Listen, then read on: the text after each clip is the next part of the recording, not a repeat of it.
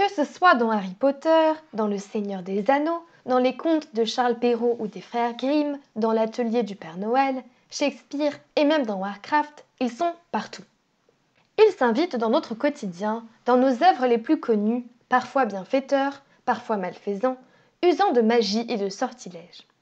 Qu'ils s'appellent lutins, elfes, gnomes, nains ou gobelins, ces petites créatures merveilleuses nous laissent leur marque dans notre imaginaire depuis plus d'un millénaire.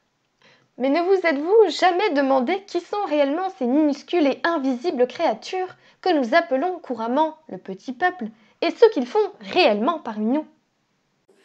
Notre voyage à la découverte du petit peuple commence au tout début du Moyen-Âge, au carrefour de trois des civilisations archaïques majeures de l'Europe, les civilisations celtes, germaniques et scandinaves.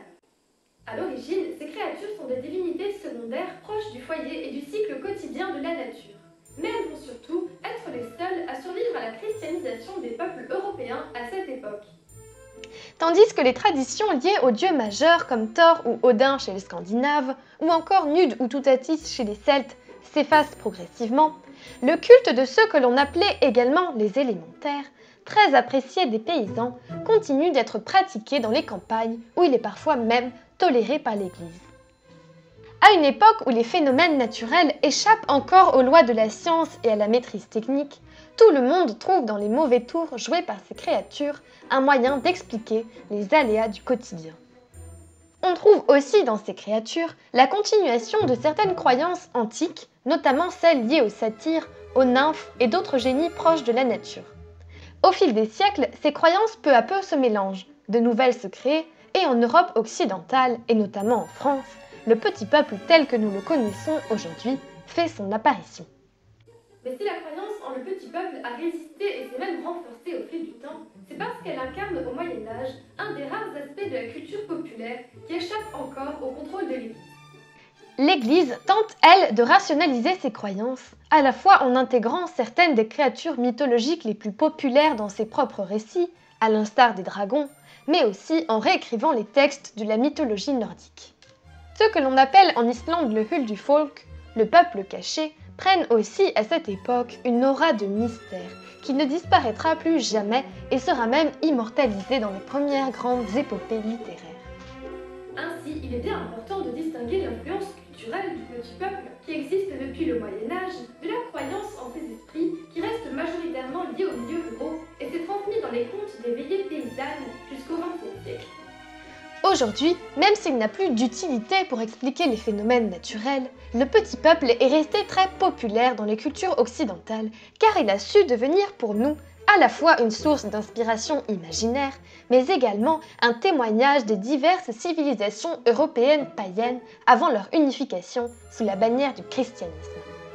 Voilà pour l'histoire du petit peuple. Étant donné la richesse de tous ces cultes et légendes, il serait impossible de lister toutes les créatures du petit peuple. Et c'est pourquoi les experts les ont réunis en plusieurs grands groupes répondant aux mêmes caractéristiques et que je vais vous présenter. On commence avec les plus françaises des créatures du petit peuple, les lutins.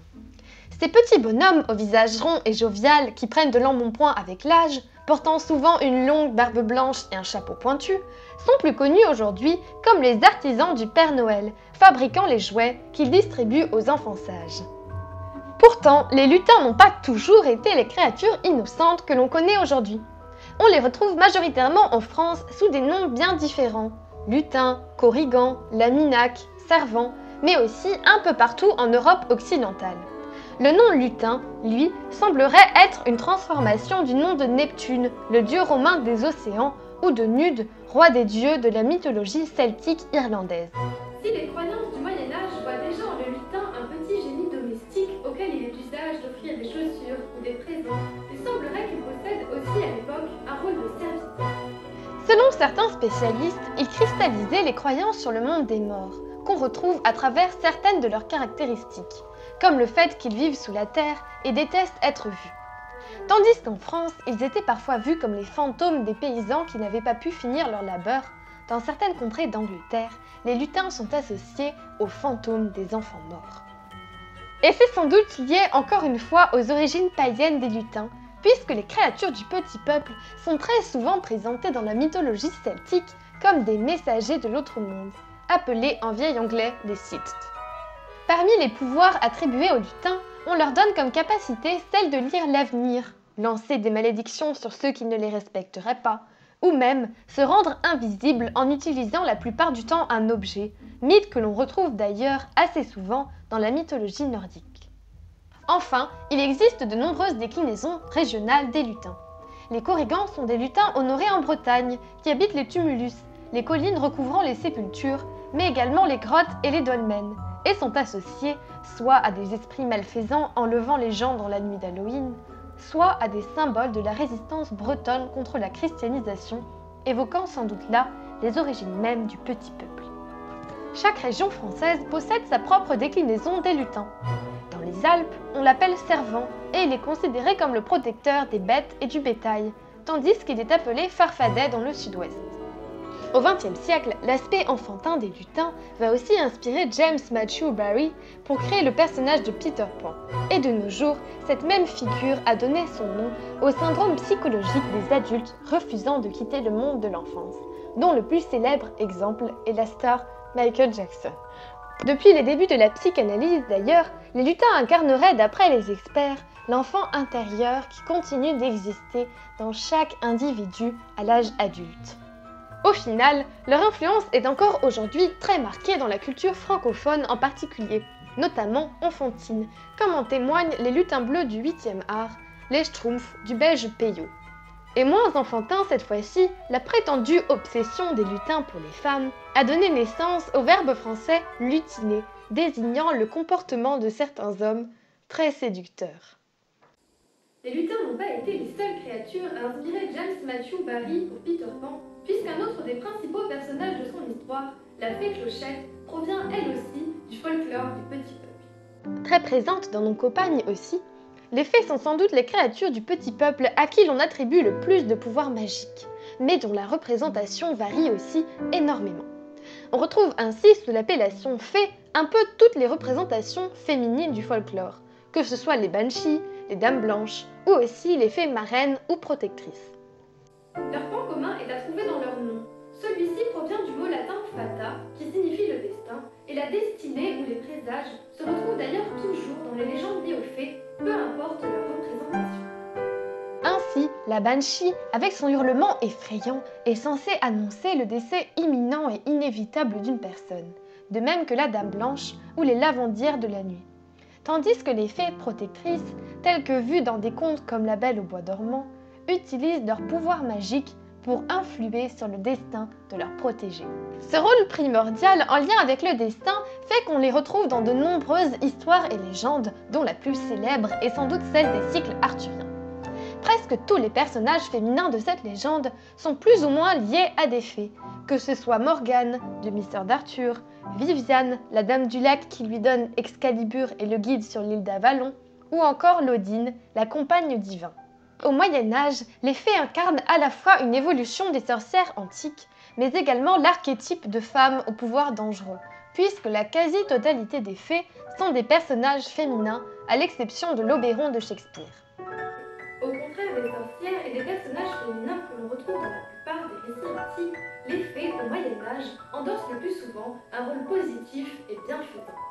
Si les fées peuvent adopter de nombreuses apparences et vivre dans de nombreux endroits, parfois dans un autre monde où le temps s'écoule différemment de celui des humains, parfois cachées dans le monde humain, leur caractéristique principale est d'être des dames nobles dotées de pouvoirs surnaturels.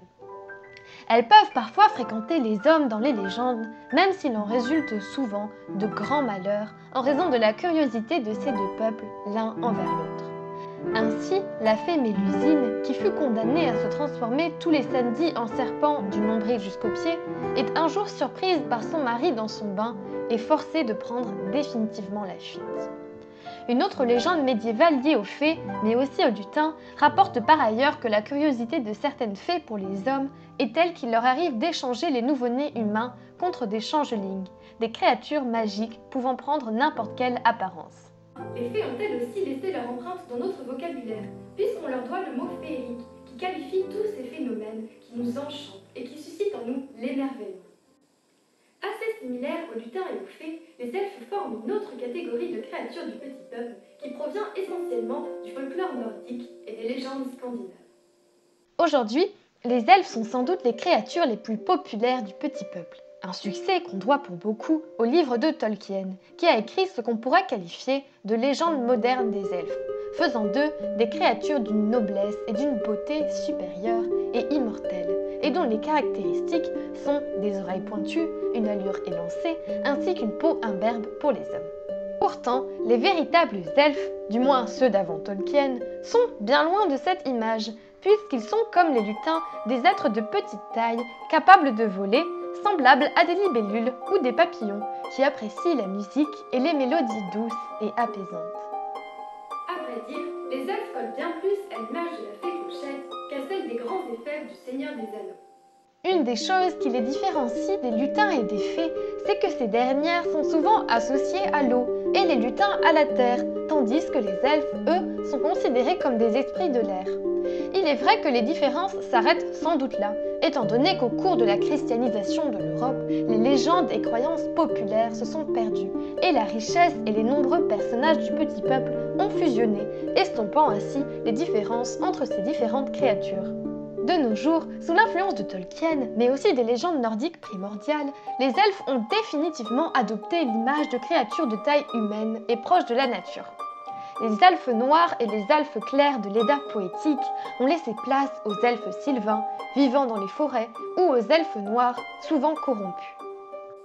Si l'imagerie classique de l'elfe comme une petite créature volante et espiègle n'est plus vraiment présente aujourd'hui, c'est sous la plume de Tolkien qu'est véritablement née leur légende moderne telle que nous les connaissons aujourd'hui. On retrouve ainsi cette représentation évoluée des elfes dans tous les domaines de la fantasy, principalement les jeux de rôle, avec la série des Elder Scrolls, Warhammer ou bien encore Warcraft, lui-même inspiré de Warhammer au passage.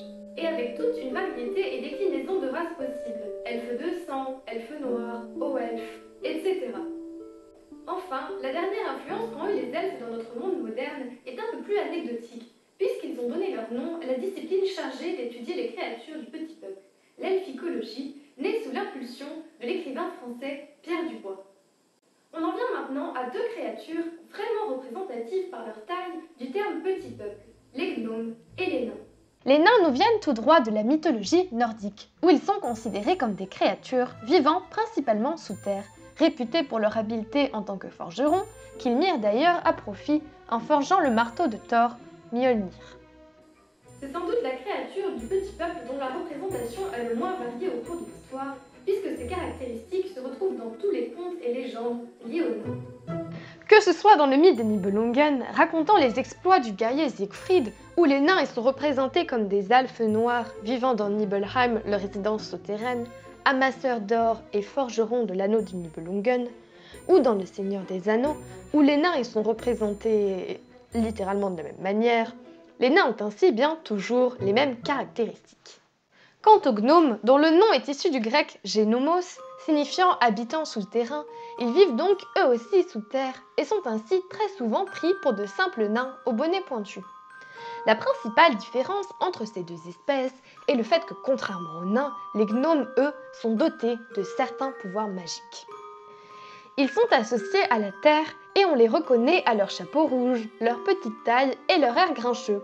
Ils vivent dans les fermes, les jardins, sous terre ou bien encore dans des terriers et ils sont souvent décrits comme sournois et malicieux.